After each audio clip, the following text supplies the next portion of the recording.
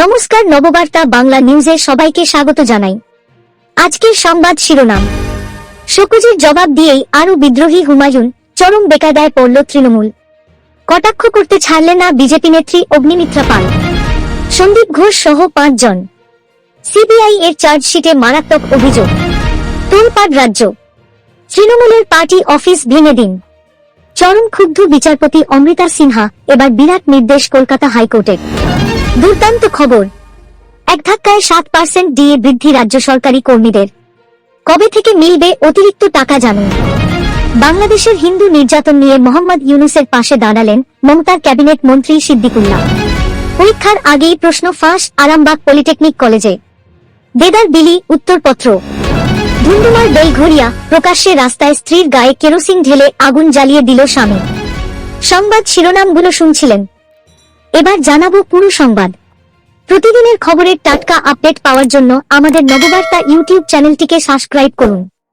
আসছি বিস্তারিত খবরে।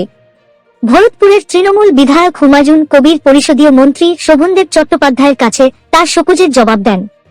আর সেখানেই তিনি যে সমস্ত কথা লিখেছেন তা অত্যন্ত মারাত্মক বলেই মনে করছেন একাংশ।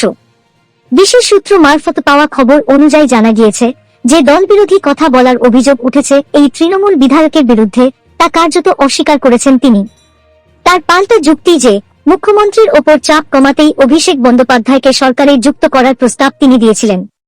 তাহলে এটা কেন দল বিরোধী হবে? এক্ষেত্রে তার এই বক্তব্য যদি দল বিরোধী হয়, তাহলে কল্যাণ বন্দ্যোপাধ্যায় কিছুদিন আগে তৃণমূল ছাত্র পরিষদের রাজ্য সভাপতির বিরুদ্ধে প্রকাশ্যে যে মন্তব্য করেছিলেন তা কেন দল বিরোধী হবে না? সেই প্রশ্ন তুলে দিয়েছেন এই তৃণমূল বিধায়ক। শুধু তাই নয়, এক্ষেত্রে দক্ষিণ কলকাতার নেতাদেরকে বেশি গুরুত্ব দেওয়া হলেও গ্রামের বিধায়ক বলেই কি তার প্রতি এই ধরনের অবিচার করা হচ্ছে? এই প্রশ্ন তুলে ধরেও কার্যত বিদ্রোহী মনোভাব প্রকাশ করেছেন হুমায়ুন কবির। স্বাভাবিকভাবেই দলীয় বিধায়কের আরও বিদ্রোহী মনোভাব তৃণমূলকে চরম বেকায়দার মুখে ফেলে দিয়েছে বলেই মনে করছেন রাজনৈতিক বিশেষজ্ঞরা। প্রসঙ্গত, এদিন সাংবাদিকদের মুখোমুখি হন বিজেপি বিধায়ক অগ্নিমিত্রা পাল। আর সেখানেই তিনি বলেন, এই তৃণমূল বিধায়ক যখন বলেন যে হিন্দুদের কেটে ভাগীরথী নদী, যাকে মা বলি, সেই নদীর জলে ভাসিয়ে দেওয়া উচিত, তখন তার বিরুদ্ধে কোনো পদক্ষেপ নেওয়া হয় না। অথচ অভিষেক বন্দ্যোপাধ্যায়কে নিয়ে বলছেন জন্য তাকে শোকজ করে দেওয়া হলো। গত আগস্ট মাস থেকে শিরোনামে রয়েছেন সন্দীপ ঘোষ।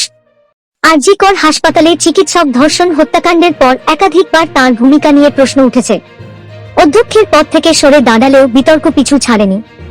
ইতিমধ্যেই চিকিৎসক ধর্ষণ, খুন এবং আরজিকর আর্থিক দুর্নীতি মামলায় তাঁকে গ্রেপ্তার করেছে সিবিআই।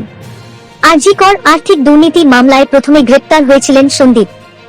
এরপর সুমন হাজরা, বিপ্লব সিংহ এবং আফসার আলী খানকে গ্রেপ্তার করে সিবিআই।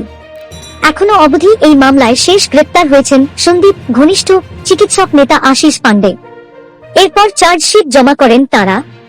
সন্দীপ ছাড়াও সেই চার্জশিটে আরও 4 জনের নাম রয়েছে বলে খবর। অতীতে অবৈধভাবে নির্মাণের মামলায় কড়া নির্দেশ দিয়েছে কলকাতা হাইকোর্ট। রেয়াত পায়নি কোনো রাজনৈতিক দলও।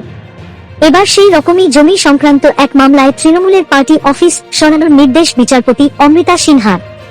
অভিযোগ ছিল, দখল করা জমিতে গড়ে উঠেছে পাকা বিল্ডিং, সেখানেই রয়েছে তৃণমূলের পার্টি অফিসও। এবার সব সরানোর নির্দেশ মাননীয় জাস্টিস অমৃতা সিনহার। সূত্রের খবর, উত্তর 24 পরগনার বসিরহাটের মাটিয়া থানায় এলাকার কাকড়া মৌজার বাসিন্দা অভিযোগ করেন, তার বাড়ির সামনেই পূর্ত দপ্তরের রাস্তা সম্প্রসারণের জন্য জমি নেওয়া হয়েছিল।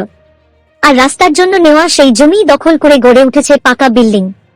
দখলদারির জেরে তার বাড়িতে ঢোকার রাস্তাও কার্যত বন্ধ হয়ে গিয়েছে। এরপরই সমস্যার সমাধান পেতে হাইকোর্টে মামলা দায়ের করেন ওই ব্যক্তি। আদালতে বসিরহাটের পূর্ত দপ্তরের তরফেও রিপোর্টে জমা দেওয়া হয়েছে। সেখানে অভিযোগের সত্যতা রয়েছে বলে জানানো হয়েছে। পাশাপাশি সেখানে তৃণমূলের দলীয় অফিসও রয়েছে বলেও উল্লেখ করা হয়েছে। 2025 সাল অবধি অপেক্ষা করতে হলো না, তার আগেই চলে এলো সুখবর। 7% ডিএ বাড়ল রাজ্য সরকারি কর্মীদের। বকেয়া মহার্ঘ ভাতা নিয়েও বিরাট ঘোষণা করেছে সরকার। নভেম্বর শেষ হওয়ার আগেই মিলল গুড নিউজ। শুধু তাই নয়, বকেয়া মহার্ঘ ভাতা নিয়েও বড় ঘোষণা করেছে সরকার। একই সঙ্গে জানানো হয়েছে নয় হারে ডিএ কবে থেকে মিলবে। সরকার সম্প্রতি রাজ্যের তরফ থেকে সরকারি কর্মীদের ডিএ বৃদ্ধির বিজ্ঞপ্তি জারি করা হয়েছে। সেখানে বলা হয়েছে, ষষ্ঠ বেতন কমিশনের অধীন বেতন পাওয়া রাজ্য সরকারি কর্মীদের 7% হারে মহার্ঘ ভাতা বাড়ানো হচ্ছে। বলা হয়েছে, 2024 সালের 1 জুলাই থেকে রাজ্য সরকারি কর্মীদের বর্ধিত হারে মহার্ঘ ভাতা কার্যকর হবে। নভেম্বর মাসের বেতনের সঙ্গে বর্ধিত হারে ডিএ পাবেন তারা। পাশাপাশি বকেয়া মহার্ঘ ভাতা নিয়েও বিরাট আপডেট দেওয়া হয়েছে। বাংলাদেশের অত্যাচারিত হিন্দুরা নিরুপায় হয়ে কখনো ভারত সরকার, আবার কখনো নবনির্বাচিত মার্কিন প্রেসিডেন্ট ডোনাল্ড ট্রাম্পের কাছে কাতর সাহায্য চাইছেন। ভারতেও বিজেপি সহ বিভিন্ন হিন্দুত্ববাদী দল বাংলাদেশের মুসলিমদের এই অত্যাচারের বিরুদ্ধে তীব্র প্রতিবাদ জানাচ্ছে। কিন্তু মমতা ব্যানার্জির ক্যাবিনেটের মুসলিম মন্ত্রী সিদ্দিকুল্লাহ চৌধুরী মনে করছেন যে যতটা প্রচার হচ্ছে সেমনি কিছু ঘটেনি বাংলাদেশে।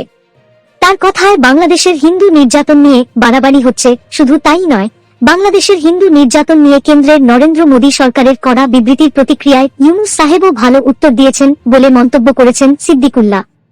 বাংলাদেশি মুসলিমদের পাশে দাঁড়িয়ে মমতা ব্যানার্জি ক্যাবিনেটের এই মুসলিম মন্ত্রী বলেন, মাদ্রাসার ছেলেরা যখন মন্দির পাহারা দিয়ে পুজো করার সুযোগ করে দিয়েছিল তখন দেখতে পান না। সিদ্দিকুল্লাহ বাংলাদেশের জিহাদি কর্মকাণ্ডকে অস্থির মস্তিষ্কের কাজ বলে অভিহিত করেছেন। পাশাপাশি তিনি হিন্দুদের উপর আদপেই অত্যাচার হচ্ছে কিনা তা নিয়ে সন্দেহ প্রকাশ করে বলেন, বাংলাদেশে কোথায় কি ঘটেছে, প্রকৃতপক্ষ কতটা অত্যাচার হলে নিশ্চিতভাবে তার নিন্দা করতে হবে, তবে সেটা বাংলাদেশের অভ্যন্তরীণ বিষয়। যদিও দলনেত্রী মমতা ব্যানার্জি বাংলাদেশে ধর্ম নিয়ে অত্যাচারের সমালোচনা করে জানিয়েছিলেন যে এই ইস্যুতে তিনি কেন্দ্র সরকারের পাশেই আছেন, কিন্তু তার দলেরই এই মুসলিম নেতার উল্টো সুরে রাজ্যের হিন্দুদের মধ্যে যে ক্ষোভের সৃষ্টি হবে সেটা নিশ্চিত। বিজেপি নেত্রী লকেট চ্যাটার্জি এ নিয়ে মুখ্যমন্ত্রী মমতা ব্যানার্জির তীব্র ভাষায় সমালোচনা করেন। শিক্ষাক্ষেত্রে দুর্নীতির অভিযোগে অনেক আগেই নাম জড়িয়েছে পশ্চিমবঙ্গের। রাজ্যে প্রশ্নপত্র ফাঁস হওয়ার ঘটনা নতুন নয়। 90-এর দশকে পরীক্ষার হলের বাইরে এমন দৃশ্য ভুরি ভুরি বাইরে দাঁড়িয়ে উত্তর বলে দেওয়ার জন্য আবির্ভাব হতেন গুণধরেরা। যুগ বদলেছে, এসেছে উন্নতমানের প্রযুক্তি, তবে প্রশ্নপত্র ফাঁস বন্ধ হয়নি। এবার লজ্জাজনক ঘটনা আরামবাগে। পরীক্ষার আগেই প্রশ্ন ফাঁস। ফার্মাসিস্টের প্রথম বর্ষের পরীক্ষা ঘিরে আরামবাগে ধুন্ধুমার। পরীক্ষার আগেই প্রশ্ন ফাঁস, দেদার বিলি উত্তরপত্র। ফার্মাসিস্টের প্রথম বর্ষের পরীক্ষা ঘিরে আরামবাগে ধুন্ধুমার। প্রশ্ন ফাঁসের অভিযোগে অভিযুক্তদের আটকে বিক্ষোভ। কলেজের কাছে ফটোকপিয়ার বসিয়ে উত্তরপত্র বিলি। মোটা টাকায় প্রশ্ন ফাঁস, দালাল চক্রের রমরমা। আরামবাগ পলিটেকনিক কলেজে প্রশ্ন ফাঁসের অভিযোগ। গতকাল সন্ধ্যায় বেলঘরিয়ায় এক ভয়াবহ ঘটনাকে কেন্দ্র করে স্থানীয় এলাকায় চাঞ্চল্য ছড়িয়েছে। ঘটনার সূত্রে জানা যায়, ভরা সন্ধ্যাবেলায় এক স্বামী তার স্ত্রীর গায়ে কেরোসিন ঢেলে প্রকাশ্যেই রাস্তায় তাকে পুড়িয়ে মারার চেষ্টা করেছে। ঘটনাটি ঘটেছে বেলঘরিয়া কামারহাটি পৌরসভার 23 নম্বর ওয়ার্ডের আর্যনগর এলাকায়। পুলিশ ও স্থানীয় সূত্রে জানা গেছে, খড়দাহের বাসিন্দা ওই নারী বেলঘরিয়ায় আত্মীয়ের বাড়িতে আসেন। সন্ধ্যার সময় তিনি আর্যনগর অনুপমা রোড দিয়ে যাচ্ছিলেন। তখন তার স্বামী এবং তার দুই বন্ধু তাকে ধরে কেরোসিন তেল ঢেলে দেয়। এরপর তারা আগুন ধরিয়ে দেয়। এ সময় মহিলার শরীরের বেশিরভাগ অংশ পুড়ে যায়। এমন নারকীয় ঘটনায় স্থানীয়দের মধ্যে চাঞ্চল্য ছড়িয়ে পড়েছে।